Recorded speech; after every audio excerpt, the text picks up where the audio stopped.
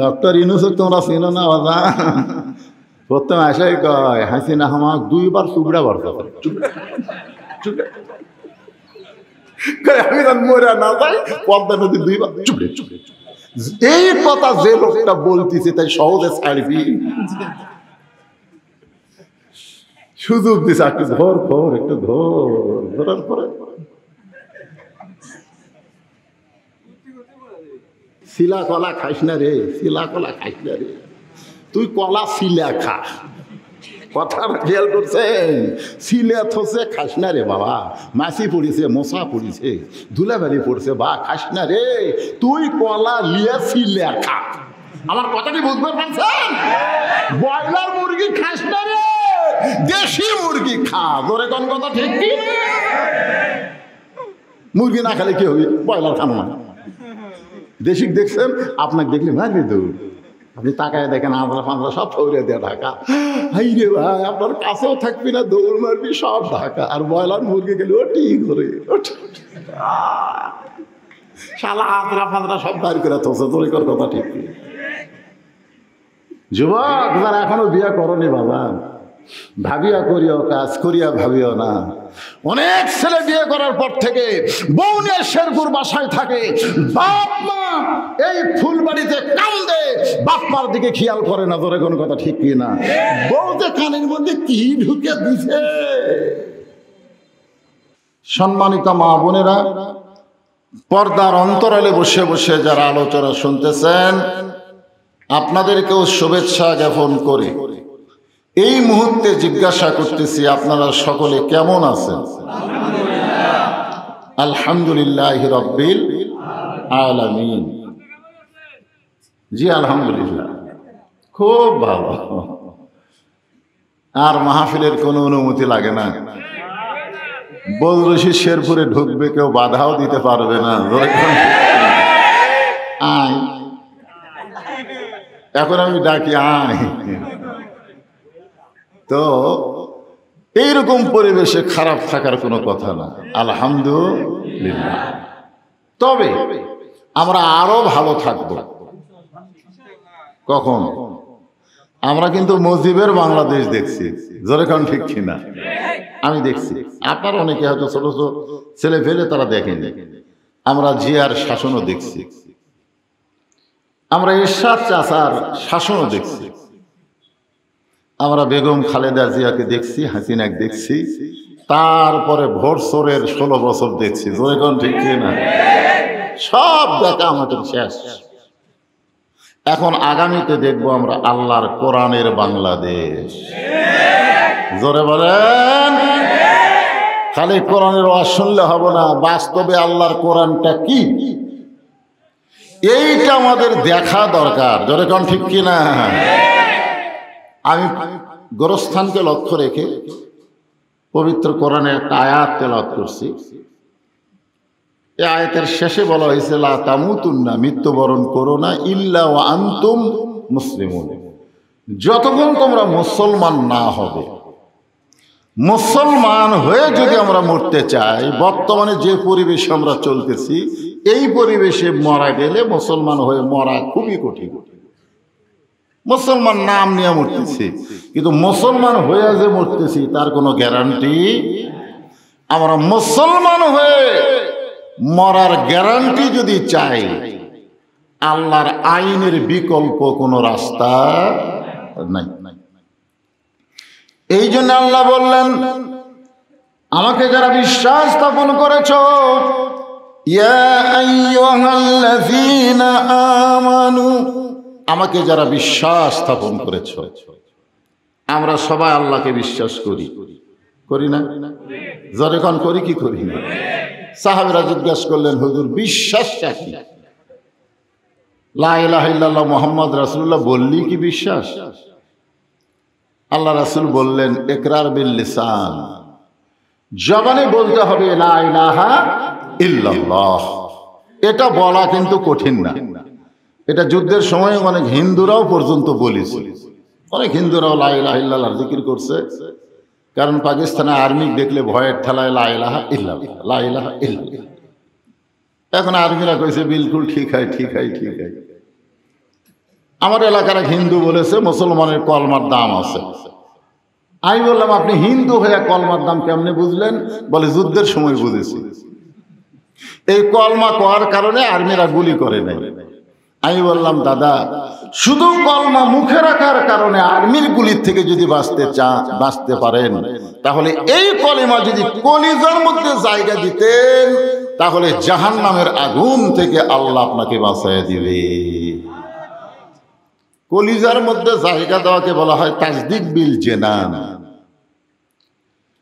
তাসদিক বিল xenon যখন অর্জন হবে, ওই মানুষটা বাতিলের কাছে আফসোস করবে না, দরকার হলে ফাঁসির মঞ্চেও যাবে, কিন্তু রাষ্ট্রপতির কাছে বাঁচার দরখাস্ত লেগবে না। যেরকম ঠিক কিনা? আমরা এরকম দেখিনি। এই যে গজল গাইল, গজলটা ঠিক মতো গাবার পারেনি, তাও তো গাইছে। আপনারা কিছুটা হয়তো বুঝেছেন। যাদেরকে অন্যায়ভাবে ফাঁসি দেওয়া হলো, প্রধান বিচারপতি এসকে সিনহা বলেছে একজন অপরাধ নয়, সমস্ত ফাঁসি হয়েছে হাসিনার অর্ডারে। বাংলাদেশে কোনো বিচার ছিল না, বিচারের নামে প্রহসন ছিল। জোরে কোন কথা ঠিক কিনা? কোনো বিচার ছিল না, কোনো বিচার বাংলাদেশে ছিল না। প্রত্যেকটা বিচারক পর্যন্ত হাসিনার কথা মতো চলতো। জোরে কোন ঠিক? এইরকম একটা অবস্থায় কোরআনে এই পাখিগুলোকে ফাঁসির মঞ্চে নিয়ে গেছে। উকিল অবশ্য বলেছে রাষ্ট্রপতির কাছে বাঁচার দরখাস্ত করেন। তারা একটা কথাই বলেছে, জীবনে বহু রাষ্ট্রপতিকে মরা দেখছি, যারা নিজেরাই মরে তাদের কাছে কোনো ইমানদার বাঁচার দরখাস্ত লিখবে না। জোরে কোন কথা ঠিক? তার মানে কি বোঝা গেল? অন্যায় অত্যাচার বাতিলের কাছে মাথা নত না করার নামই হলো তাসদিক বিল জেনান, কলিজার মধ্যে ঈমান। আমাদের ঈমানটা কোন জায়গায় রাখা লাগবে? কলিজার ভিতরে। জোরে বলেন কোথায়? এরপরে রাসূল বললেন আমল বিল আরকান, কলিজার মধ্যে ঈমান রাখার পরে ঈমান অনুযায়ী আমল করতে হবে। ঈমান অনুযায়ী যদি আমল করতে চাই, নিজের ইচ্ছা মতো করলে হবে না। আল্লাহ কোরআনে বলেছেন মা আতাকুমুর রাসূলু ফাখুযুহু ওয়া মা নাহাকুম আনহু ফান্তাহু। আমার নবী যেটা করেছেন সেটা করা লাগবে, নবী যেটা নিষেধ করেছেন সেটা করা যাবে। এ বাবা, এই এখন এসে কি করতে চায়?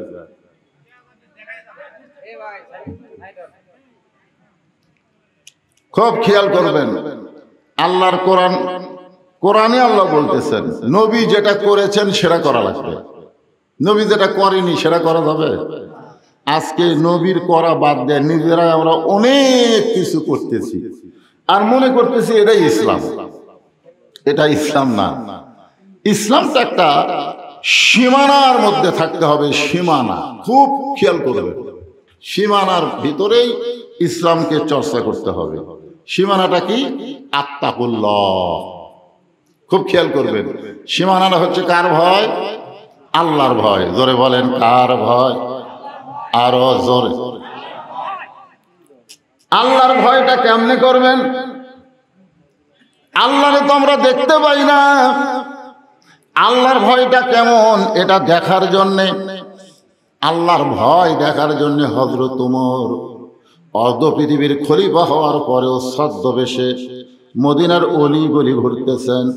খুব মনোযোগ দিয়ে শুনবেন, আল্লাহর ভয় কারে কয় এটা দেখার জন্যে হযরত ওমর ছদ্মবেশে মদিনার অলি গলি ঘুরতে গিয়া দেখতে পায় দুই পাহাড়ের মাঝখানে একটা সুন্দরী মেয়ে ধীর গতিতে হেঁটে হেঁটে চলতেছে। মেয়েটার সামনেও কোনো মানুষ নাই, পিছনেও কোনো মানুষ নাই, একা একা মেয়েটা চলতেছে দুইটা পাহাড়ের মাঝখানে রাস্তা দিয়া। সামনেও কোনো মানুষ নাই, পিছনেও কোনো মানুষ নাই। ওমর ফারুক মেয়েটার নিকটে গিয়ে বললেন, মা, এই নির্জন পথে তুমি একা একা চলতেছো, তোমার সামনেও মানুষ নাই, পিছনেও মানুষ নাই, তোমার অন্তরে কি কোনো ভয় ডর লাগতেছে না? মেয়েটা বলে, পথিক, তুমি কি হযরত ওমরকে চেনো? সুবহানাল্লাহ বলেন। মেয়েটা কাকে বলতেছে? ওমরকে লক্ষ্য করে বলে, পথিক, তুমি কি হযরত ওমরকে চেনো? যদি হযরত ওমরকে চিনতা তাহলে এরকম বেসাইজা কথা বলতা না। ওমর যেদিন থেকে আল্লাহর কোরআন দিয়ে রাষ্ট্র চলায় সেদিন থেকে মানুষের কলিজায় কেবলমাত্র আল্লাহ ছাড়া অন্য কারো ভয় থাকবে না। ইংরেজের শাসন দিয়া, ডক্টর কামালের সংবিধান দিয়া মানুষের কলিজায় আল্লাহর ভয় আসবে না। আল্লাহর ভয় আনতে গেলে আল্লাহর কোরআনের আইন লাগবে। ধরে বলেন ঠিক? আমার এলাকার এক ইমাম সাহেব ভয়ের ঠেলা দোয়া করছে, রব্বানা আতিনা ফিদ দুনিয়া হাসিনা। মডেল মসজিদ, কি মসজিদ? এই মডেল মসজিদের ইমাম গুলা যা হাসিনার ভয় করছে ভাই। এখন আওয়ামী লীগ কতগুলো চামচে 5 ওয়াক্ত নামাজ তো শালারা পড়েই না, এরা জুম্মার দিন ইমামের কাছে যায় বসে আর কে হুজুর প্রধানমন্ত্রীর নামে দোয়া করবেন। এখন এই ভয়ের ঠেলায় রব্বানা আতিনা ফিদ দুনিয়া হাসিনা। আপনারা বলেন তো হাসিনা না হাসানা? কারণ মানুষের তৈরি আইন যখন সমাজে চালু থাকবে আর ডক্টর কামাল্লার মতন সংবিধান যখন দেশ চলবে, ওই দেশে কোনোদিন মানুষ আল্লাহর ভয় পুরোপুরি করতে পারবে।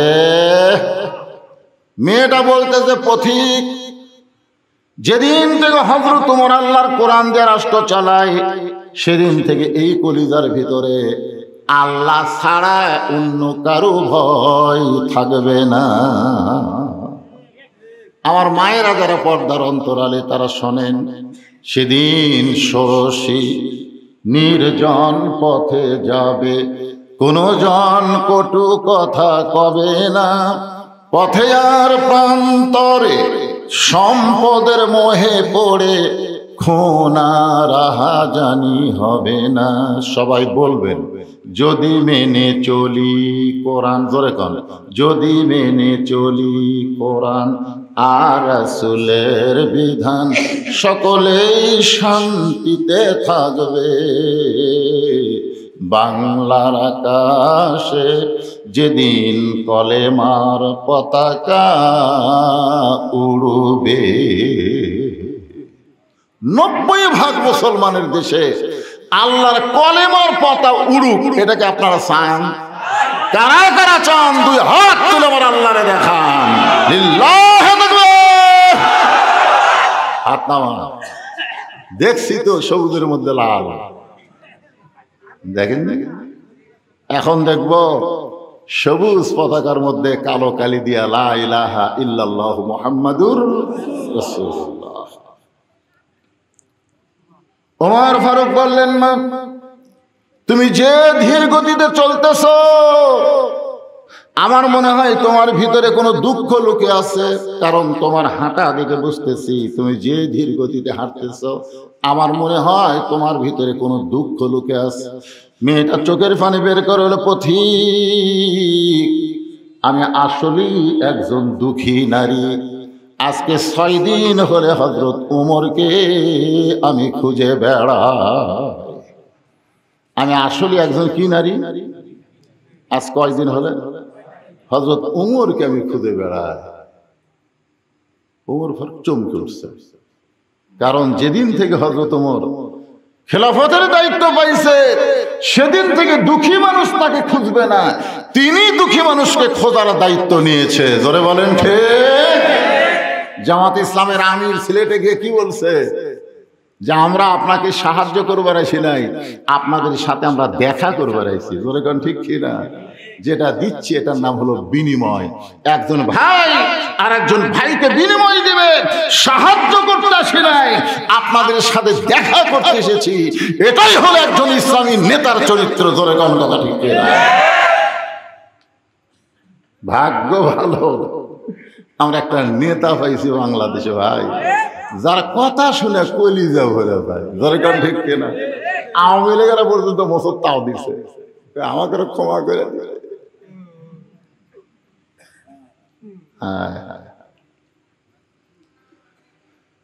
মেয়েটা বলতেছে, পথিক আমি আসলে একজন দুঃখী নারী। আজকে 6 দিন হলে হযরত ওমরকে খুঁজে বেড়াই। যদি ওমরকে খুঁজে পাই তাহলে আমার দুঃখের কথা একটু বলবার চাই। সঙ্গে সঙ্গে হযরত ওমর চোখের পানি বের করে বললেন, মা তুমি যে ওমরকে খুঁজতেছ আমি হইলাম সেই ওমর। সুবহানাল্লাহ জোরে কন। সঙ্গে সঙ্গে মেয়েটা বলতেছে, আপনি যদি সেই ওমর হন তাহলে চোরের মতন একা একা ঘুরতেছেন, আপনার চামচা নাই। কি বুঝতেছেন? বাংলাদেশের মতন ৯৬টা দেশের খলিফা চোরের মতন একা একা ঘুরতেছে, তার কোনো পুলিশ নাই, র্যাব নাই, চামচা নাই। আর এখনকার একটা সাধারণ নেতা যদি ঘুরে, চকিদার নিয়ে ঘুরে। ধরে কোন কথা ঠিক কিনা? আর এমপি হলে তো তোরা জনগণের বন্ধু, সব কয়টা ৫ তারিখে পলাছে। ধরে কোন কথা ঠিক কিনা? শেরপুরের মজনু হাবিব কোথায়? একজন কাছে ওমরা করবে।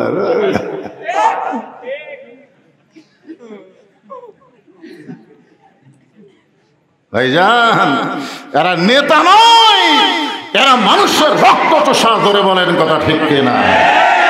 নেতা পুলিশরা ঘোরা লাগবে? চোরের মতন একা একা ঘুরতেছেন, আপনার কোন র্যাব নাই, পুলিশ নাই, চামচা নাই। ওমর ফারুক চোখের পানি বের করে বলে, মা চামচা পালার টাকা কোথায় পাবো? মেয়েটাকে বলতেছে, একটা চামচা পালবার গেলে যে টাকা লাগে সেই টাকা আমি কোথায় পাবো? আপনার বলেন তো, চামচা পালবার গেলে টাকা লাগে না? কতক্ষণ লাগে কি লাগে না? জুমার দিনে অর্ধ পৃথিবীর খলিফা চামচা লম্বা জুব্বা গাওয়াত দিয়ে খুতবা দিচ্ছে, মাঝখান থেকে একজন খাড়া হচ্ছে। ওমর ফারুক বললেন, এজলেস, খুতবা শোনো, আমার বক্তব্য শোনো। ডানাইছো কেন? বলে, আপনার বক্তব্য শুনবো না। অর্ধ পৃথিবীর খলিফা হযরত ওমরকে বলতেছে, আপনার বক্তব্য শুনবো না। তো বলে, আমার দোষ কি? বলে, আমাদেরকে খাটো পাঞ্জাবি দিয়ে আপনি লম্বা জুব্বা করে খুতবা দিচ্ছেন। আপনি কি মনে করছেন আপনি খলিফা হোসেন থেকে আপনি লম্বা পড়বেন, আর আমরা সাধারণ লোক থেকে আমরা খাটো পড়বো? যতক্ষণ লম্বা জুব্বার কাহিনী না বলবেন ততক্ষণ আমরা খুতবা শুনবো না। চামচা পালবি, জুব্বা একটু লম্বা আছে, তাই অবস্থা কি? এটা হচ্ছে কোরআনের শাসন। জোরে কোন সুবহানাল্লাহ। সঙ্গে সঙ্গে আব্দুল্লাহ ইবনে ওমর ৩০ পারা কোরআনের হাফেজ, ৬ লক্ষ হাদিসের হাফেজ। জোরে কোন সুবহানাল্লাহ। হযরত ওমর ফারুকের সন্তান ৩০ পারা কোরআনের হাফেজ, আবার ৬ লক্ষ হাদিসের হাফেজ। বাবার পাশে গিয়া চোখের পানি নিয়ে বলতেছে, রে নবীর সাহাবীরা, তোমরা খাটো পাঞ্জাবি হলেও তো নতুন পোশাক পরে নামাজ পড়তে আইছো, কিন্তু আমার পরনে তাকায় দেখো, আমার পরনে নতুন কোনো কাপড় নাই। ওসমান গনি বলে, আব্দুল্লাহ, আজকে জুমার দিনে নতুন কাপড় না পরে তুমি পুরাতন কাপড় কেন পরেছো? আব্দুল্লাহ বলতেছে, আমি যদি নতুন কাপড় পরতাম তাহলে আমার বাবার জুব্বা লম্বা হতো না। দুনিয়ার সবাই যখন ঘুমায় আমার বাবা তখন ঘুমায় না। আমি একদিন গভীর রাত্রে ঘুম থেকে চেতন পায়ে দেখি আমার মা দরজায় দাঁড়ায় আছে। আমি বললাম, মা আপনি না ঘুমায় দরজাত কেন? মা বলতেছে, আব্দুল্লাহ, তুই তো জানিস না রে বেটা, তোর বাবা যেদিন থেকে মদিনার খলিফার দায়িত্ব পাইছে সেদিন থেকে আর রাতের বেলা ঘুমায় না, আর রাতের বেলা ঘুমায় না। তোর বাবা মানুষের দুঃখ কষ্ট দেখার জন্য যখন বের হয়ে যায় তখন আমি দরজায় দাঁড়িয়ে আল্লাহর কাছে দোয়া করি, আল্লাহ তোমার উমরকে তুমি হেফাজত করো। রাতের অন্ধকারে ঘুরতে ঘুরতে দেখে তাঁবুর মধ্যে পাতিলে গোস্ত পাক হচ্ছে, আর ছোট বাচ্চারা ক্ষুধার জ্বালায় মা মা বলে কাঁদতেছে। মা বলতেছে, বাবা একটু ধৈর্য ধরো, গোস্ত সিদ্ধ হলেই তোমাদেরকে খাবার দেব। ছোট বাচ্চা খালি কান্দে। ওমর ফারুক চমকে গেল। দুম্বার গোস্ত হলে 8 ঘন্টা লাগবে, উটের গোস্ত হলে বড় জোর 1 ঘন্টা লাগতে পারে, কিন্তু এত গভীর রাত হয়ে গেছে, এখন পর্যন্ত গোস্ত সিদ্ধ হয় না। এটা কেমন মা? এই মায়ের অন্তরে কি দয়া নাই? ওমর ফারুক চোরের মতন চুপি চুপি ওই তাঁবুর কাছে গিয়ে বললেন, মা তোমার কলিজার মধ্যে কি দয়া নাই মা?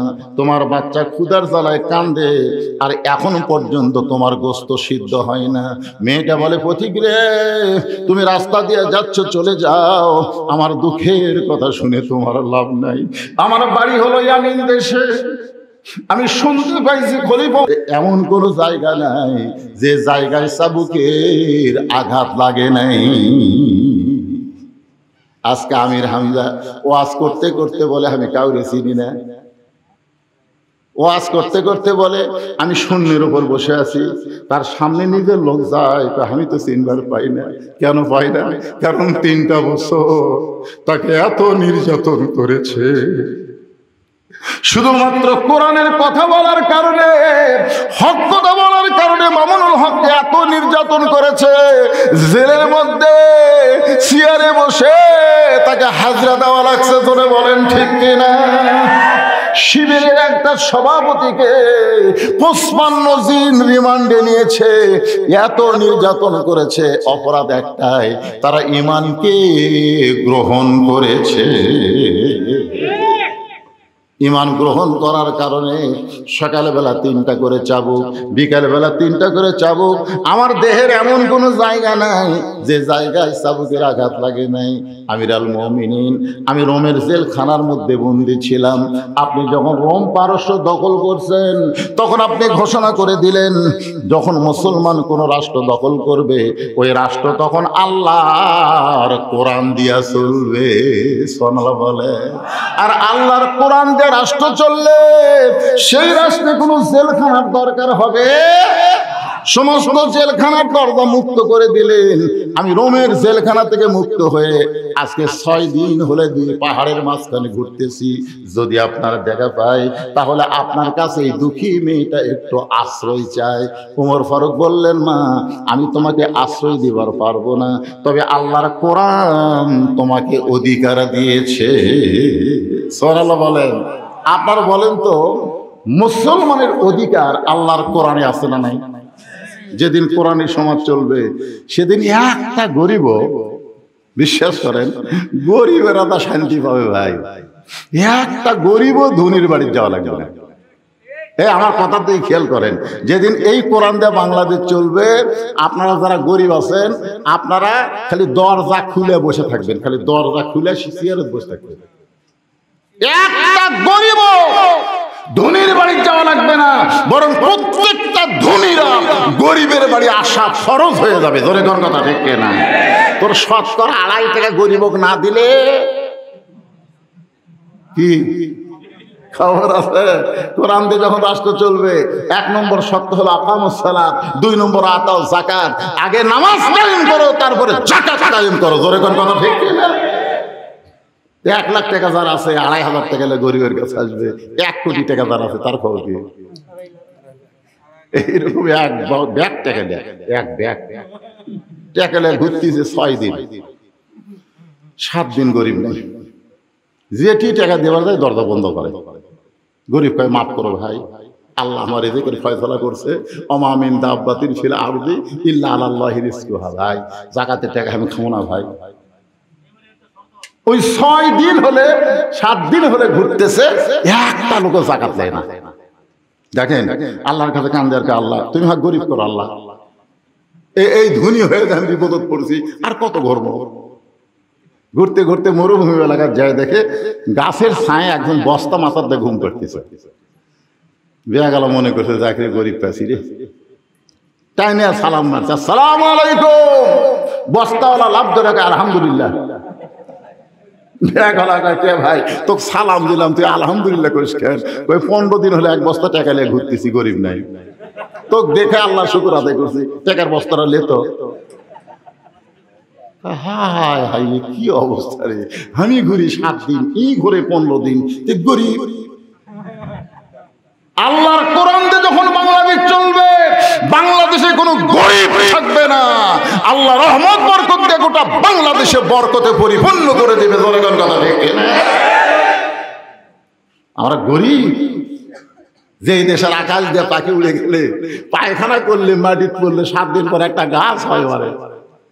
আমার এলাকার কেড়ে এত জামের গাছ করতে গেল, আমি লাগাই না, ওই পাখির গুয়ে হবে। চিন্তা করছেন, যেই দেশে পাখির পায়খানাতে জামের গাছ, লেওয়ার গাছ হয়, সেই দেশে আমরা গরিব। এই যে গল্প করে কে ভাই, অনেকদিন পর শেরপুর আসছে, একটু 60টা ছুঁয়ে যায়।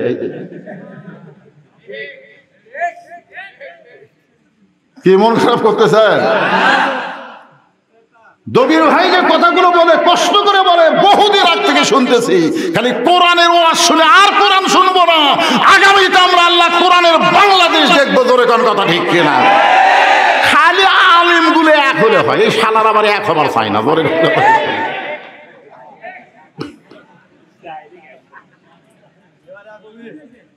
আল্লাহ আল্লাহ দোয়া করতে করতে হাত একের ক্ষয় লেগে গেছে। বা একটু মনোযোগ দিয়ে শোনেন। ইয়া আমিরুল মুমিনিন, আপনি যখন জেলখানার দরজা মুক্ত করে দিলাম, তখন 6 দিন হলে আপনাকে খুঁজতেছি, আপনি আমাকে একটু আশ্রয় দেন। ওমর ফারুক বললেন, মা আমি তোমাকে আশ্রয় দিবার পারবো না, তবে ইসলাম তোমাকে অধিকার দিয়েছে। মায়েরা যারা পর্দার অন্তরালে বসে আছেন, শোনেন, ইসলামের কি অধিকার? আজকে মেয়েরা বলে, যদি কোরআন দিয়ে বাংলাদেশ চলে, আমাকে কি মার্কেট করবে দিবি? কোরআন দিয়ে যদি বাংলাদেশ চলে, তাহলে কি স্টার জলসা দি বাংলা চলবি? এই মা, যেই ভারত 400 বছরের পুরাতন বাবরি মসজিদ ভাঙ্গে ওই জায়গায় রাম মন্দির বানাচ্ছে, সেই ভারতের কোন চ্যানেল ঘৃণা করেই তো দেখা চলে না। জোরে কোন কথা ঠিক কিনা? ঘৃণা, ভারত, ভারতকে বয়কট করা দরকার। শালা ভারত নিংটির যায়।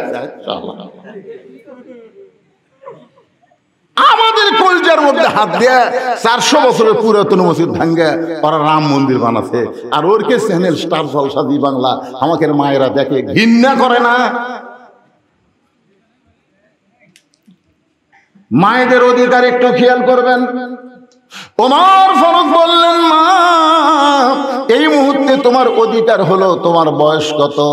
বলে, আমার বয়স হলো 18 বছর, কারণ 6 বছর বয়সে ঈমান গ্রহণ করছি, আর 12 বছর জেলখানায় বন্দী ছিলাম, আমার বয়স হচ্ছে 18 বছর। ওমর ফারুক বললেন, মা 18 বছরের একজন যৌবনা নারীর জন্য ইসলামের বহু অধিকার আছে, তার মধ্যে 1 নম্বর অধিকার হলো ভালো একটা ছেলের সঙ্গে বিয়া বসা। কি ছেলে? যদি বলতো সুন্দর ছেলে, তাহলে আমার মতন কালা কোনোদিন বউ পাইতাম না। কিন্তু কথার মধ্যে মারেফত আছে, ভালো। আমি 4-5টা মেয়ে দেখছি, মেয়ে তো পছন্দ করার দূরের কথা, মেয়ের মাই হওয়া পছন্দ করে না। এই কালোর সাথে বিয়ে দিয়ে বাচ্চা কাছে সব কালো হয়ে গেল। শেষ পর্যন্ত আব্বা বলো, বা তোর বান বিয়ে হয় না রে।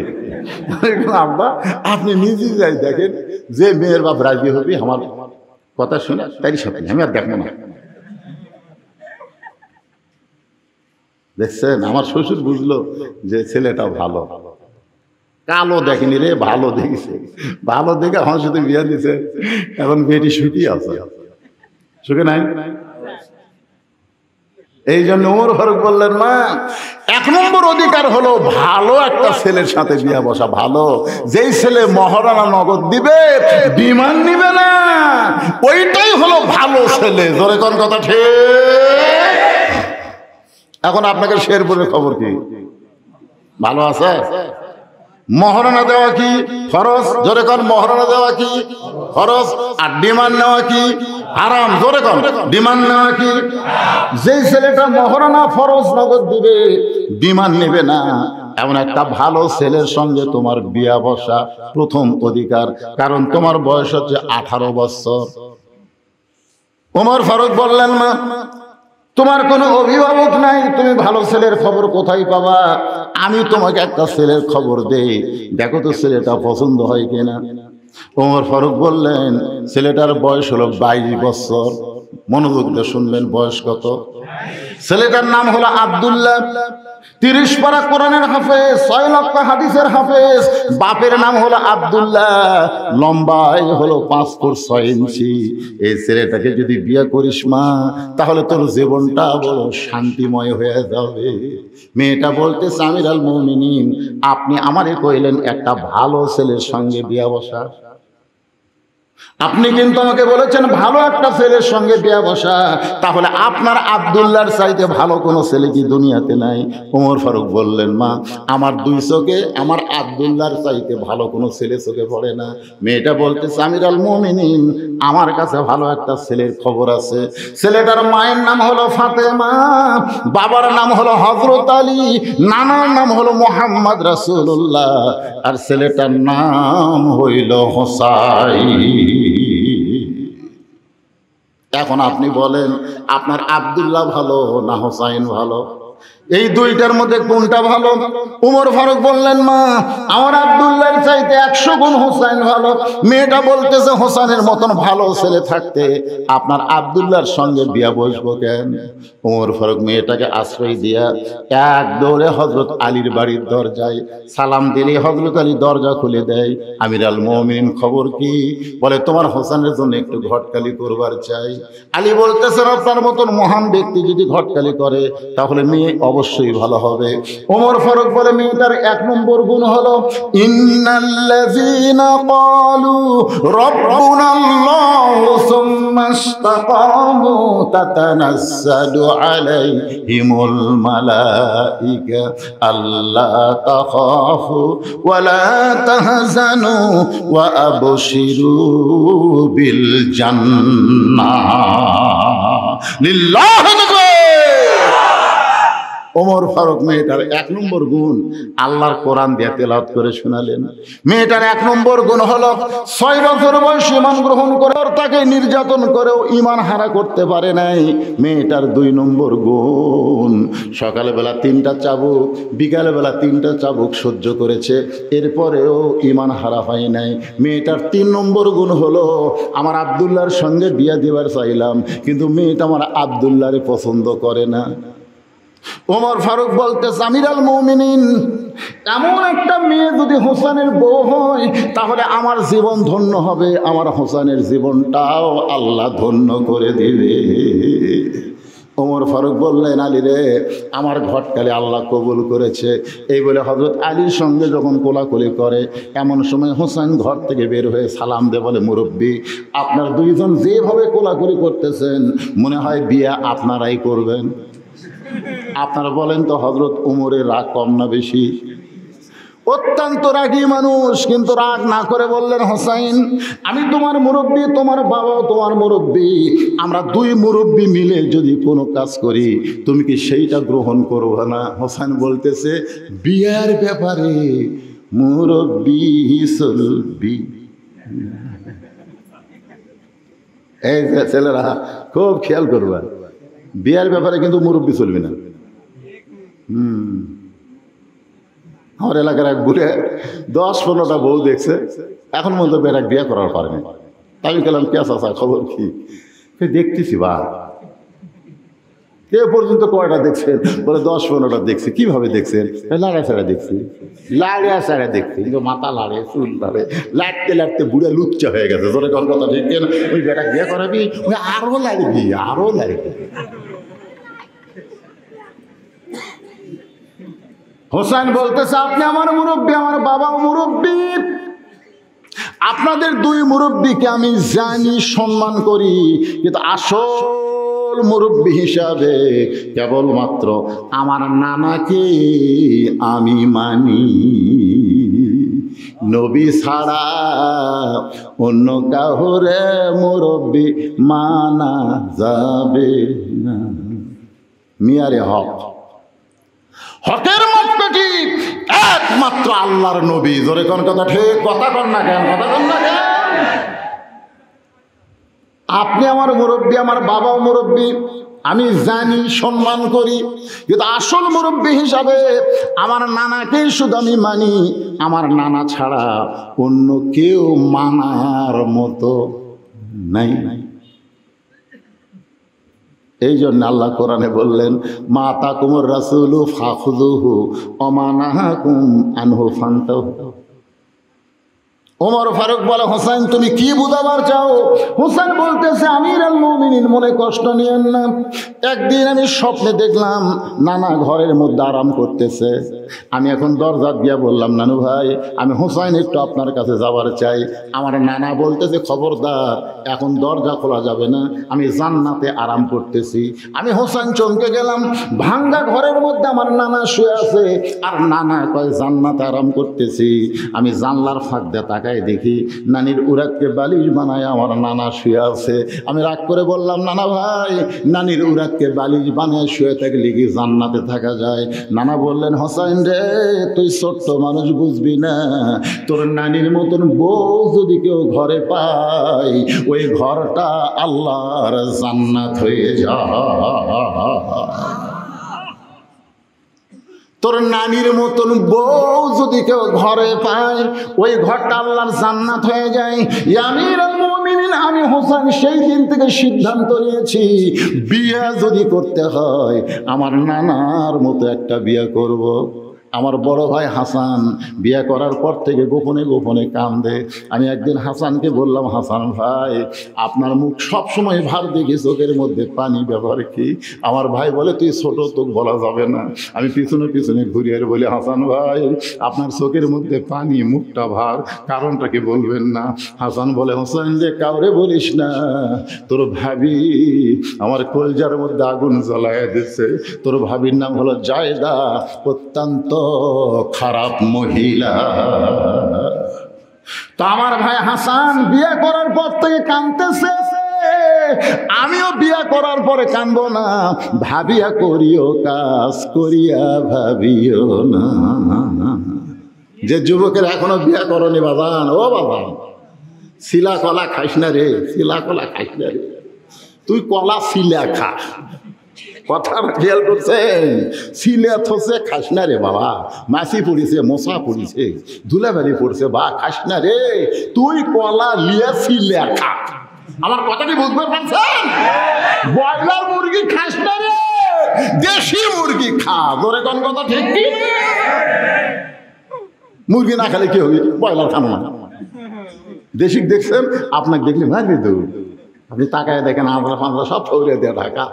হাই রে ভাই আপনার কাছেও থাকবি না, দৌড় মারবি সব ঢাকা। আর ব্রয়লার মুরগি গেলে ওটি করে শালা হাতরা ফাঁদরা সব দাঁড় করে তোছে। তোর কথা ঠিক। যুবক যারা এখনো বিয়ে করনি বাবা, ভাবিয়া করিও কাজ করিয়া ভাবিও না।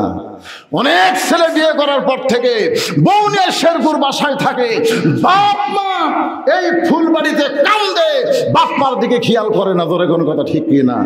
বউতে কানের মধ্যে কি ঢুকে দিছে।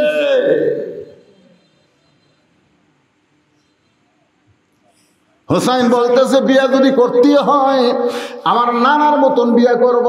বাবার হাত ধরে বলতেছে, বাবা আপনি সত্যি করে বলেন তো আমার মা আপনার কেমন বউ? বলেন বাবা আমার মা আপনার কেমন বউ ছিল? আপনি যেমন বিয়ে করে আপনার ঘরটা জান্নাত বানাইছেন, আমার নানা যেমন বিয়ে করে নানার ঘরটা জান্নাত হয়েছে, আমি হোসেন সেই মেয়েকে করব বিয়া, যে আমার ঘরটা ভাঙ্গা ঘর হলেও যেন আল্লাহ জান্নাত বানায়। ওমর ফারুক বলে, হোসাইন আমি যেই মেয়ের ঘটকারি করতেছি বাবা ওই মেয়েটা অত্যন্ত ভালো হবে। হোসাইন বলতেছে, আপনার কাছে ভালো হলেও আমার কাছে ভালো নাও হতে পারে। ওমর ফারুক বলে, তোমার কাছে কোন মেয়ে ভালো হবে? হোসাইন বলতেছে, আমি সেই মেয়েকে বিয়ে করব যে মেয়ে আমার 3টা প্রশ্নের উত্তর দিবার পারবে। আঙ্গুলের দিকে তাকান, কয়টা? 3টা প্রশ্নের উত্তর দিবার পারবে। ওমর ফারুক বলে, হোসেন কি 3টা প্রশ্ন? হোসেন বলতেছে, আমি যে মেয়েকে বিয়ে করব সে মেয়ের কাছেই শুধু প্রশ্ন করব, দুনিয়ার অন্য কারোর কাছে প্রশ্ন আউট করব না। ওমর ফারুক বলে, আলী ভাই কি 3টা প্রশ্ন করবে? হোসাইন আপনার জানা আছে? আলী বলতেছে, আজকে জীবনের প্রথম শুনলাম। উমর ফারুক বলে আলী যখন জীবনের প্রথম শুনেছে, আমি উমর যখন জানি না, তাহলে আমার ঘটকালে আল্লাহ কবুল করে নাই। মেয়েটার কাছে গিয়া বলতেছে, মা আমার আব্দুল্লাহকে বিয়ে কর, তোর জীবন শান্তিময় হবে। মেয়েটা বলতেছে, যদি আপনি একবার বলেন হোসেনের চাইতে ভালো, তাহলে আমার বিয়ে করতে আপত্তি নেই, আর যদি হোসেনের চাইতে আব্দুল্লাহ খারাপ হয়, তাহলে আমি হোসেনকে করব বিয়া। ওমর ফারুক বলে, মা গো, হোসেন সেই মেয়েকে বিয়ে করবে যে 3টা প্রশ্নের উত্তর দিবার পারবে। তুমি কি পারবা মা? যেই প্রশ্ন আমি উমর জীবনে শুনি নাই, যেই প্রশ্ন তার বাবা জীবনে জানে না, তাহলে তুমি কেমনে উত্তর দিবা? মেয়েটা ঘরের ভিতর থেকে বলে, আমিরুল মুমিনিন, হোসেন কি 3টা প্রশ্ন করবে আমি জানি না, তবে আমার ঈমান বলতেছে হাক্কা তুকাতিহি, আমার ঈমান বলতেছে আমি না পারলেও আমার আল্লাহ পারাবে। কি মনে করছেন? আরবির হাতে রাইফেল, আরবির হাতে স্টেন গান, পুলিশের হাতে স্টেন গান, পুলিশের হাতে রাইফেল। তারপর স্বৈরাচারকে রান্দা ভাত তুইয়া পালায় দেওয়া লাগলো। এটা কোনো মুসলমানের দ্বারা হয় নাই, এটা হয়েছে কেবলমাত্র আল্লাহর উসিলায়। জোরে বলেন কথা ঠিক কি না? আমরাও গত বছর এই আগস্ট মাসের 1 তারিখে আমরা চিন্তা করিনি যে এই হবে। এটা হচ্ছে ইমানের বহল। মেয়েটা বলতে তো হোসেন কি 3টা প্রশ্ন করবে আমি জানি না, কিন্তু আমার ইমান বলতেছে আমি না পারলেও কে পারাবে? আরো জোরে বলেন, কে পারাবে?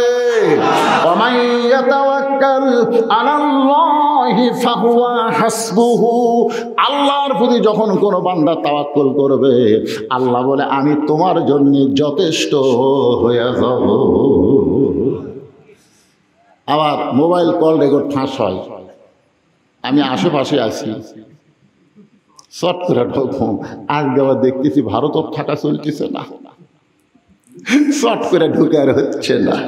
কথা কন না কেন, কথা কন না কেন, আর শর্ট করে হবে এখন মিডল ইস্টে পাঠিয়ে দিকে, আর শর্ট করে ঢুকার। আমার এলাকার আওয়ামী লীগ যারা করে ভাই, কথা কয় না, মাথা নিচু করে হাঁটতেছে। আমি বললাম, কে ভাই খবর কি? সময় আসবি ভাই, সময় আসবি 200 বছর পর।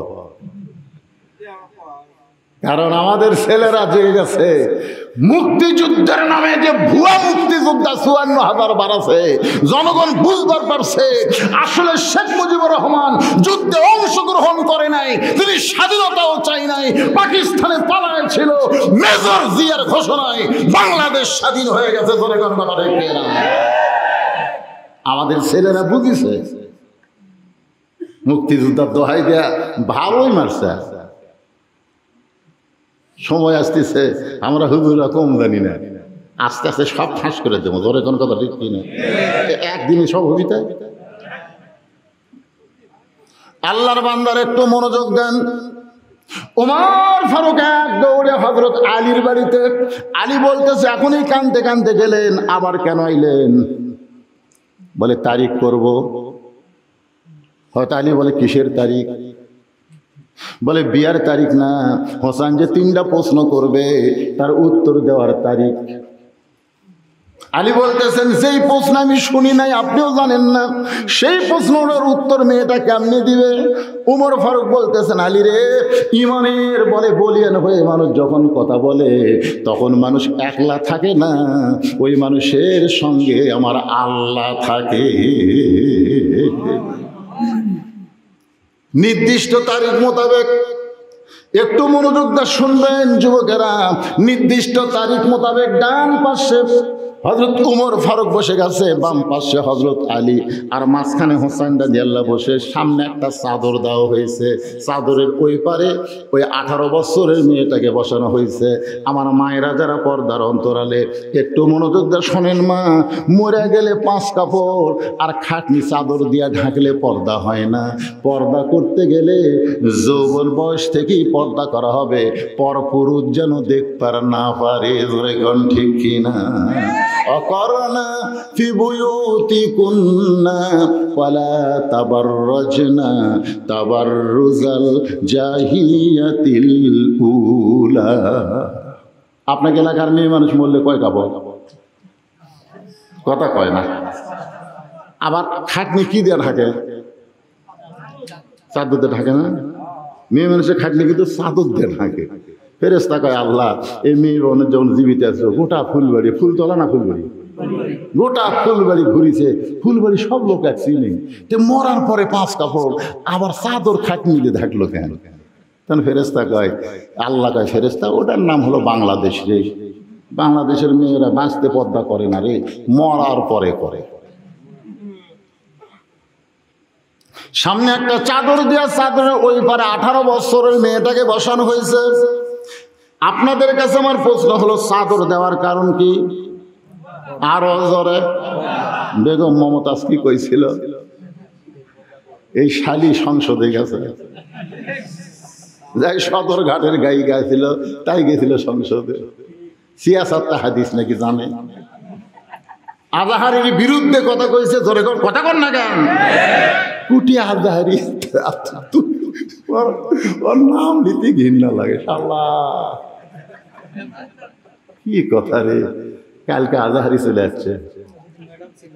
হ্যাঁ পৌঁছে দিন, আচ্ছা ঠিক আছে, কাল পৌঁছে আমাদের সাথে আজাহারি চলে আসছে।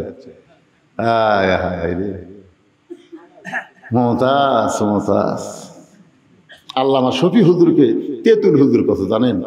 যিনি হাজার হাজার আলেমের ওস্তাদ আহমদ শফি হুজুরকে তেতুল হুজুর কথা। ওরে শরীয়তের মৌলানা, চোখ দুইটা করলা কানা, মনের পর্দা বড় পর্দা তেতুল হুজুর বুঝলো না। মনের পর্দা যদি বড় পর্দা হয়, আপনারাই বলো হযরত ওমর ফারুকের মন ভালো না খারাপ? হযরত হোসেনের মন ভালো না খারাপ? আলীর মন ভালো না খারাপ? তারপরও সামনে চাদর দিয়ে বুঝাই দিল মনের পর্দা পর্দা নয়, পর্দা হলো আল্লাহর আইন। কোরআন দিয়ে যখন রাষ্ট্র চলবে তখন নারীদের জন্য পর্দাকে আল্লাহর আইন করে দেওয়া হবে। নারীদের জন্য আলাদা বাজার থাকবে, আলাদা মার্কেট থাকবে। ওই মার্কেটের মধ্যে কোনো পুরুষ মানুষ ঢুকতে পারবে না। জোরে বলেন কথা ঠিক কিনা? আমার মায়েরা মনে কষ্ট নিয়েন না, আপনাদেরও স্বাধীনতা থাকবে। মা এখন তো স্বাধীনতা নাই, কিন্তু তখন স্বাধীনতা থাকবে। আল্লাহর কোরআন আপনাদের স্বাধীনতা দিয়ে দিবে। এবার উমর ফারুক বলে হোসাইন এখন 3টা প্রশ্ন করো। কি 3টা প্রশ্ন করবে? হোসাইন এবার দাঁড়িয়ে বলতেছে, রে মেয়ে তুমি একা একা বসে আছো, তাই বলে তুমি একলা না, আমি হোসাইন বড় একা হয়ে গেছি। উমর ফারুক বলে কয় কিরে, তো ডান পাশে আমি বসে আছি, বাম পাশে তোর বাপ বসে আছে, তুই কেমনে একলা হলি? হোসেন বলে রে মেয়ে আমার 2 পাশে 2জন মহামানব দেহ নিয়ে বসে আছে, কিন্তু মনে মনে মনে মনে তোমার পক্ষ নিয়েছে। যেমন আউয়াল আব্দুল আউয়াল সকালবেলা কয় 17% ভোট আছে, ঘুমোতে উঠা কয় 40%। নির্বাচন কমিশনার নিরপেক্ষ বসে আছে, কিন্তু মনে মনে মনে মনে একটা দলের পক্ষ নিয়েছে। ধরে কোন কথা ঠিক কিনা? শালা দুটা কি ধরিছে।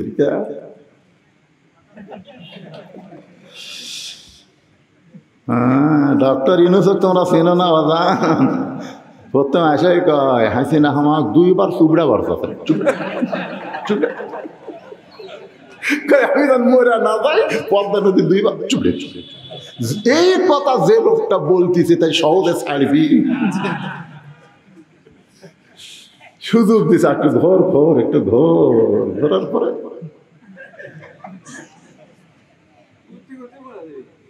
চিন্তা করছেন? হোসাইন বলতেছে 2জন মহামানব দেহ নিয়ে আমার 2 পাশে বসে আছে, মনে মনে তোমার পক্ষ নিয়েছে। বাংলাদেশের বিচারকেরা, বাংলাদেশের পুলিশেরা নিরপেক্ষ বসেছিল, কিন্তু একটা দলের পক্ষ নিয়েছিল। জোরে কোন কথা ঠিক কিনা? ওমর ফারুক বলে হোসাইন এখন তাহলে তুমি প্রশ্ন শুরু করো। এবার হোসেন বলে রে মেয়ে আমার 3টা প্রশ্নের মধ্যে 1 নম্বর প্রশ্ন হলো আমার মাকে তুমি জানো? আমি কোন মায়ের সন্তান? হযরত আলী চমকে উঠছে, কিন্তু বেটার সাথে আমি আইছি আর আমার কথা না কয়ে মায়ের কথা কয়। বাবা আনন্দে মাতিয়া সাগরে ভাসাইয়া সেই যে চইলা যায় খবর লয় না। মাজন ধরিয়াই উদরে কতই যত্ন করে, 10 মাস পরে পায় প্রসবের বেদনা। এমন দরদি ভবে কেউ হবে না আমার মা গো। বাবা যদি ভালো হয় সন্তান ভালো হওয়ার কোনো গ্যারান্টি নাই, আর মা যদি ভালো হয় সন্তান আল্লাহর ওলি হয়। এই জন্য একজন খ্রিস্টান বলেছে, ভালো একটা সন্তান যদি তোমরা দুনিয়াতে চাও তাহলে ভালো একটা মায়ের দরকার। জোরে কোন কিসের দরকার? এখনকার মায়েরা ভালো সন্তান কেমনে দিবে? ভালো সন্তান তো পাবি না। এই যে সামান্য একটু পেট ফুলে উঠছে, ডাক্তারের কাছে যায়, বলতে ডাক্তার সাহেব আর কয়দিন? তো হচ্ছে এখনো 15 দিন আছে। 15 দিন পরে যায়, দেখে ডাক্তার সাহেব আপনি যে তারিখ দিচ্ছেন 15 দিন, তো খবর কি? ডাক্তার দেখে চল তো ভালোই আছে, নর্মালি 3 দিন পর হবি, নর্মালি 3 দিন পরে হবি। ডাক্তার টাকা খাওয়ার জন্য বলতেছে পানি নাই, পানি শুকে গেছে, লড়তেছে না। 3 দিন পরে ওর ঘুম ভাঙবি, 3 দিন আগে পেট কাটছে। পেট কেটে দেখে বাবু ঘুমের মধ্যে আছে। নার্স সাহেব কয় ডাক্তার তুই তো ঘুমোতে কর্ম কি? কয় বাইর করে পাও ধরে একটা ঘুম, এই পাও দেবার মানে এই ঘুরান দেওয়াতে ও মাথার যে থাকি খাবে ভাই, এই থাকিতে ওই বাচ্চা মোবাইল ছাড়া ভাত খায় না। জোরে কোন কথা ঠিক? এই যে থাকি খাবে ভাই, এই যে ঘুরতেছে, কতগুলো ঘুরতেছে, খুঁজলে দেখেন সব করা সিজার করা, সব করা।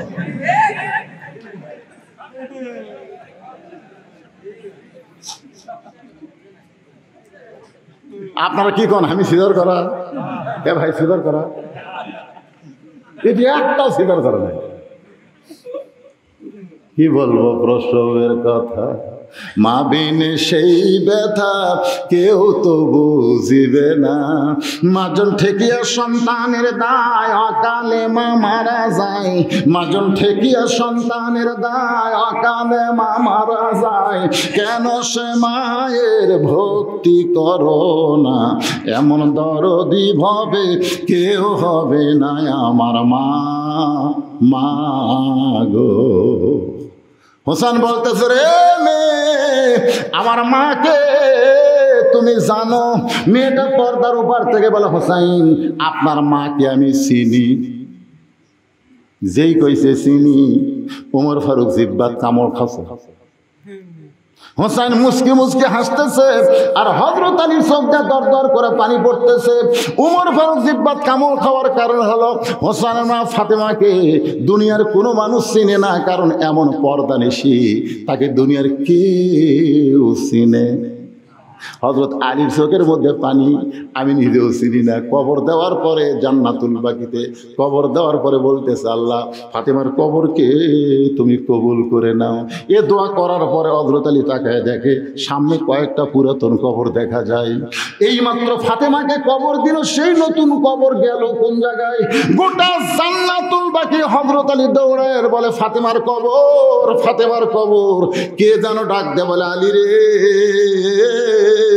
ফাতেমা পর্দা নিশি, আমি আল্লাহ জোহরা ডিগ্রি দিয়া ফাতেমার কবরটাকে কিয়ামত পর্যন্ত পর্দা করে দিয়েছি। যেই ফাতেমার পর্দা পর্যন্ত কবর পর্যন্ত দুনিয়ার কেউ চিনে না, আর এই মেয়েটা কয় আমি চিনি। উমর ফারুক জিব্বাত কামড় খাইছে, আর হযরত আলীর চোখ দিয়ে পানি পড়তেছে, আর হোসাইন খালি মুসকি মুসকি হাসতেছে।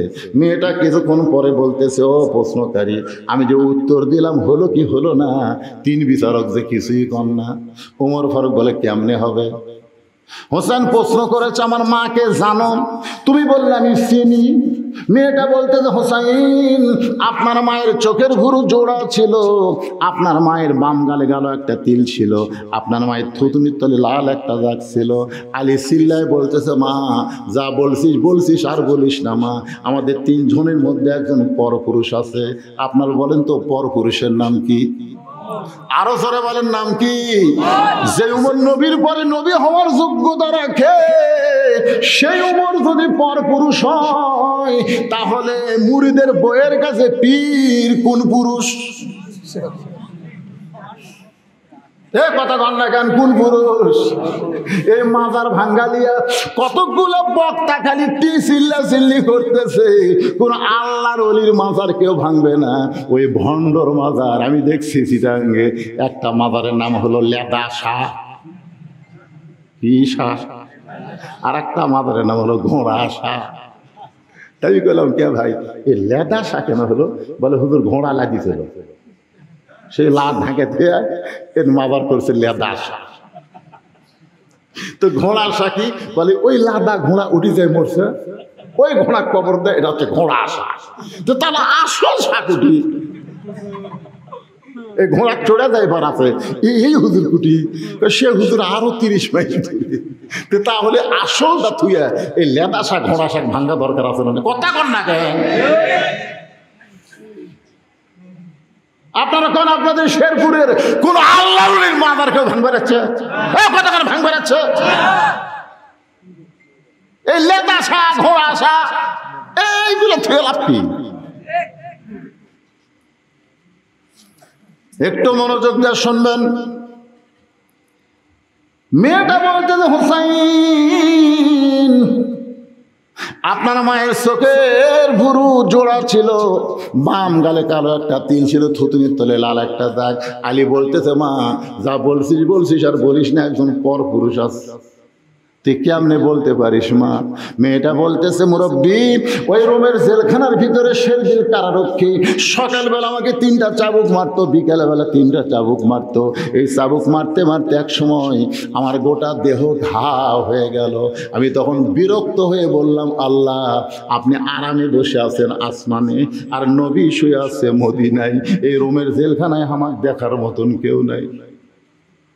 আল্লামা সাইদি হুজুরও কিন্তু বিরক্ত হয়ে বলেছিল, 50টা বছর কোরআনের তাফসির করলাম, যিনি আল্লাহর শপথ করে বলেছেন 71-এর যুদ্ধের কোনো কাদা আমার শরীরে লাগে নাই, যারা আমাকে রাজাকার বলবে তারা জারদ সন্তান। জোরে কোন কথা ঠিক কি না? এ রাজাকারে দোহাই দেয় জেলখানার মধ্যে রাখলো। আমি সহ বাংলাদেশের সমস্ত বক্তারা দোয়া করেছি, আল্লাহ কোরআনের পাখিরে তুমি জেলখানা হেফাজত করো। দিন দিন হুজুরের চেহারা সুন্দর হয়, আরো সুন্দর হয়। ভারত কয় খবর কি? কয় ভালো আছে, আরো টকটাকা হচ্ছে। তাহলে তো মরবি না। আমি তো কারাগার মানে হাসি না, তুই ক্ষমতা যাবি। তাহলে কি করা লাগবে?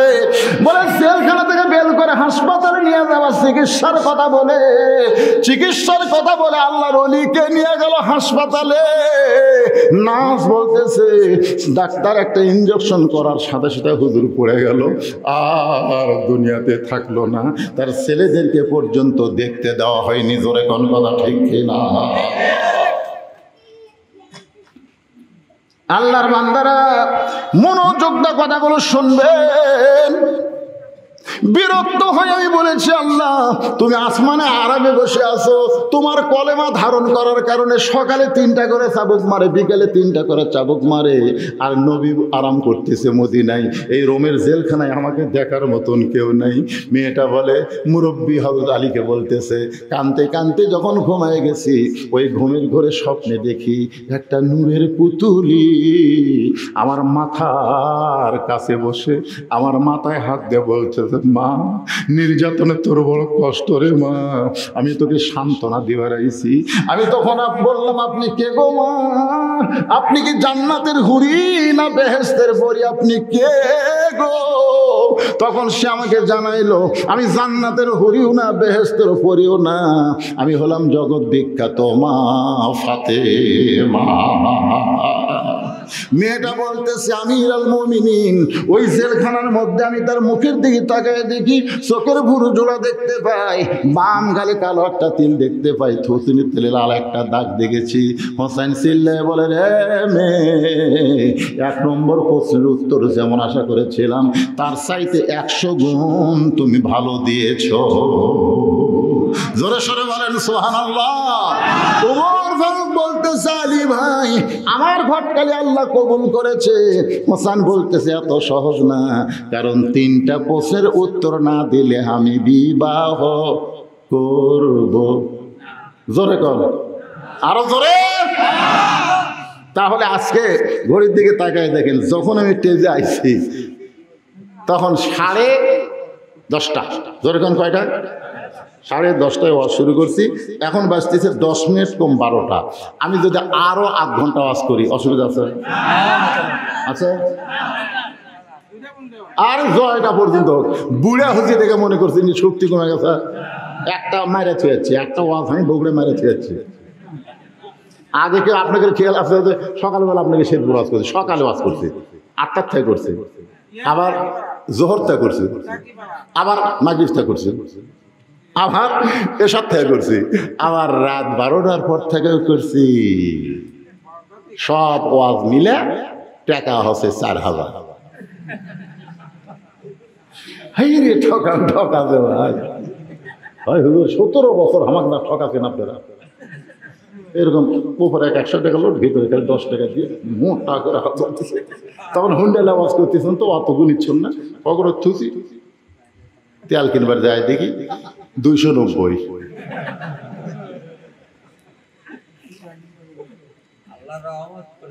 41 বছর হচ্ছে ওয়াজের বয়স, এই সোলপুরগুলো জন্মই লাগনি তখন থেকে।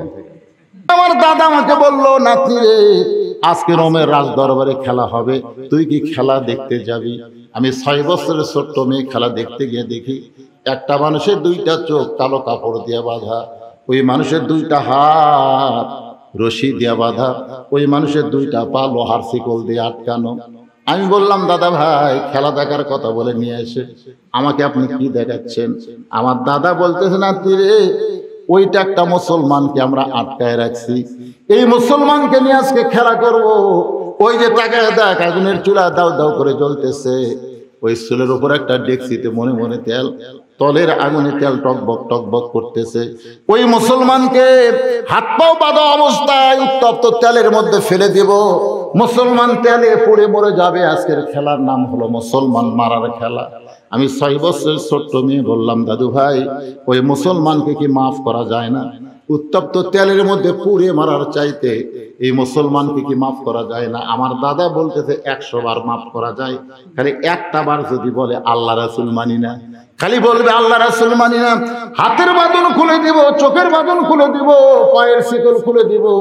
আমি তখন ছোট্ট মেয়ে মুসলমানের কাছে গিয়ে বললাম মুসলমান তোমার চোখ 2টা বাঁধা আছে, তোমার হাত বাঁধা, তোমার পা আটকানো আছে, তুমি কি জানো মুসলমান আমার দাদা রোম সম্রাট কাইসার খ্রিস্টান, তোমাকে চুলার মধ্যে পুড়ে মারবে, তুমি যদি বাঁচবার চাও তাহলে একটা বার বলো আল্লাহ রাসূল মানি না।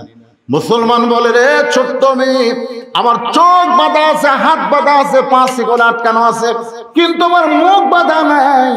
আমার মুখ থেকে আমি চিৎকার করে বলতেছি দরকার হলে জীবন দিব, কিন্তু 1 মুহূর্তের জন্য আল্লাহ রাসূলকে ছাড়ব না। মেয়েটা বলে হোসাইন আমার সামনে মুসলমানকে উত্তপ্ত তেলের মধ্যে যখন ফেলে দিচ্ছে আমি তাকাই দিকে মুসলমান মুস্কি মুস্কি হাসতেছে আর পবিত্র কোরআন থেকে একটা আয়াত তেলাওয়াত করতেছে, ওয়ালা তাকুলু লিমান ইউকতালু ফি সাবিলিল্লাহি আমওয়াতুন বাল আহইয়াউ ওয়ালাকিন লা তাশউরুন। রে খ্রিস্টানেরা তোমরা মনে করতেছো উত্তপ্ত তেলের মধ্যে ফেলে দিয়ে আমাকে হত্যা করবা, কিন্তু আমার আল্লাহ বলেছে আল্লাহর পথে কাউকে যখন হত্যা করা হয় তোমরা তাদেরকে মৃত্যু বলো না, আল্লাহ বলেছে তারা জীবিত। মেয়েটা বলে হোসেন রে, ওই মুসলমান হাসতে হাসতে তেলের মধ্যে যাওয়ার সময় একটা মধুর কলেমা উচ্চারণ করলো, লা ইলাহা ইল্লাল্লাহু মুহাম্মাদুর রাসূলুল্লাহ। ওই মধুর কলেমা আমি 6 বছরের ছোট্ট মেয়ের কানের মধ্যে দিয়া দেহের মধ্যে ঢুকে গেল, কলিজার মধ্যে। আমি তখন এক দৌড়ে বাড়িতে গেলাম, আমার মায়ের সামনে গিয়ে বললাম, মা লা ইলাহা ইল্লাল্লাহ মুহাম্মদ রাসূলুল্লাহ। আমার মা বলতেছে, তুই না তোর দাদার সঙ্গে খেলা দেখতে গেলি, এই মুসলমানের কলমা কোথায় পাইলি? এই কলমা কইলে তোর দাদা তোকে হত্যা করবে। আমি তখন বললাম, মা এ কলমাওয়ালারা কোনদিন মরে না। সোনালা বলে, এই কলমাওয়ালারা কোনদিন মরে না মা, এরা কবর দিয়া জান্নাতে ইল্লিন নামক জায়গা নিয়ে এদের বাসস্থান হয়। মেয়েটা বলে, হোসেন দে, সেই ছোট্ট অবস্থায় দাদার রাজ্যে আমি একজন মুসলমানের কাছ থেকে ঈমান পেয়েছি, আজ অবস্থায় এই ঈমানটা আমি কলিজার মধ্যে ধারণ করেছি। হোসেন বলে, রে মেয়ে, 2 নম্বর প্রশ্নের উত্তর যেমন আশা করেছিলাম তার চাইতে 1000 গুণ তুমি সুন্দর দিয়েছো। ওমর ফারুক বলে, আলী রে, আমার ঘটকালে আল্লাহ কবুল করেছে। হোসেন বলতেছে, না, 99 না পাইলে আমি বিয়ে করব না। 2 প্রশ্নের উত্তর দিয়ে 66 হচ্ছে, এখনো 33 বাকি আছে। ওমর ফারুক বলে, হোসেন তাহলে 3 নম্বর প্রশ্ন করো। এবার হোসেন 3 নম্বর প্রশ্ন করতেছে। রে যুবকেরা যারা এখানে বসে আছো বাবা, একটু মনোযোগ দিয়ে শুনবা। 3 নম্বর প্রশ্ন হলো, বিবাহের পরে, বিয়ার আগে না, বিবাহের পরে আমার সঙ্গী তোমার থাকতে হবে। বিবাহের আগে না পরে? আমাদের বাংলাদেশের যুবকেরা মজা মারে কখন? বিয়ার আগে মোবাইল করতেছে, তুমি আমার জীবন, রাতে ঘুম হয় না গো, কোলবারস বুকের তলে দিয়ে বসে থাকি, ওগো কলিজা, এক রাত যায় মনে 1 বছর যায়। হাই রে, বিয়ার আগে রে কথা ভাই, আল্লাহর কি কাম, ওর সাথে ওর বিয়ে আছে। এখন বউ ঘরে দেয়, লাখ টাকা ঘুম পাড়ে। বউ কয়, কে গো, 1 রাত না দেখলে তোমার 1 বছর যায়, আর তোমার ঘর থামি লাখ টাকা ঘুম পাড়ো। এই বিয়ার আগে এগুলো এমনি এমনি। এই জন্য হোসাইন জান্নাতি যুবকদের সর্দার। তোমরা যদি হোসাইনের অধীনে জান্নাতে যাওয়ার চাও, তাহলে বিবাহের আগে কোনো কিছু চলবে না, যা কিছু চলবে বিবাহের পরে। জোরে কোন কথা ঠিক? হোসাইন 3 নম্বর প্রশ্ন করেছে, বিবাহের পরে আমার সঙ্গী তোমার থাকতে হবে। শত বিপদ আপদ মুসিবত আসলেও থাকা লাগবে। মেয়েটা খালি ফোপায় ফোপায় কান্দে। ওমর ফারুক বললেন, মা সহজ 2টা প্রশ্নের কঠিন 2টা প্রশ্নের উত্তর দিয়ে দিলা, আরে সহজ প্রশ্নের উত্তরে কেন কাঁদতেছ? মেয়েটা বলতেছে, আমিরাল মুমিনিন, আমি যদি বলি হোসাইন বিয়ার পরে আপনার সঙ্গে আমি থাকবো, এই সহজ উত্তরে হোসাইনের মন খুশি হবে না? আলী বলতেছে, তাহলে কেমনে কি উত্তর দিবা? মেয়েটা বলতেছে, হোসাইন যে আয়ুব নামে একজন নবী ছিল, নবীটার নাম ছিল আয়ুব নবী। জোরে কোন কি নবী? আয়ুব নবী একজন নবী ছিলেন। তার চাকর নাকর, তার একটা বাদশাহী ছিল, অনেকগুলো বিবি ছিল। আয়ুব নবী যখন অসুস্থ হয়ে গেল, এমনকি তার গোটা দেহ পর্যন্ত পোকা ধরলো, এমনকি দেহের দুর্গন্ধ পর্যন্ত হলো। তার বাদশাহী চলে গেল, চাকর নকর যারা ছিল সবাই তাকে ছেড়ে চলে গেল। তার যতগুলো বউ ছিল সব বউ তাকে ছেড়ে গেল। তাকে লোকালয়ের দুর্গন্ধ সহ্য করবার না পাইরা একটা জঙ্গলের মধ্যে রেখে আসলো। ওই জঙ্গলে একটা বউ আয়ুব নবীকে ছাড়ে নাই। তখন আয়ুব নবীর সঙ্গে ছিল ওই বিবির নাম হলো রহিমা। ওই রহিমার মতো বিয়ার পরে আমি আপনার সঙ্গে থাকতে চাই। হুসাইন রাদিয়াল্লাহু বললেন, আমার আর কোনো আপত্তি নাই। ইয়া আইয়ুহাল্লাযীনা আমানুত্তাকুল্লাহা হাক্কা তুকাতিহি ওয়া লা তামুতুন্না ইল্লা ওয়া আনতুম মুসলিমুন। আজকের যে লম্বা আলোচনা, এই আলোচনা বক্তা এবং শ্রোতা সবাইকে আমল করে মুসলমান করে আল্লাহ যেন কবরে যাওয়ার তৌফিক দান করে। সকলে বলি আল্লাহুম্মা আমিন, আল্লাহুম্মা আমিন। আল্লাহুম্মা আনতাস সালাম ওয়া মিনকাস সালাম, তাবারাকতা ইয়া যাল জালালি ওয়াল ইকরাম। আয় আল্লাহ তাআলা, কি অবস্থা ছিল আসমানের! আল্লাহ, আসরের পরেও বৃষ্টি হয়েছে, এশার সময়ও বৃষ্টি হয়েছে। আল্লাহ, তারপরও এত রাত পর্যন্ত আসমান ভালো রেখেছে। আল্লাহ, কষ্ট করে মেহনত করে ফুলবাড়ির তোমার পাগলের আজকে জান্নাতের বাগান লাগাইছে। মেহেরবানি করে আজকের মাহফিল আমাদের সকলের হেদায়েতের জন্য, নাজাতের জন্য, জান্নাতের জন্য কবুল করে নাও। এই মাহফিলের শুরু থেকে শেষ পর্যন্ত যত আলোচনা হয়েছে আল্লাহ, এর মধ্যে যদি ত্রুটি হয়, ভুল হয়, মাফ করে দাও। এর যা হাদিয়া মঞ্জুর করো।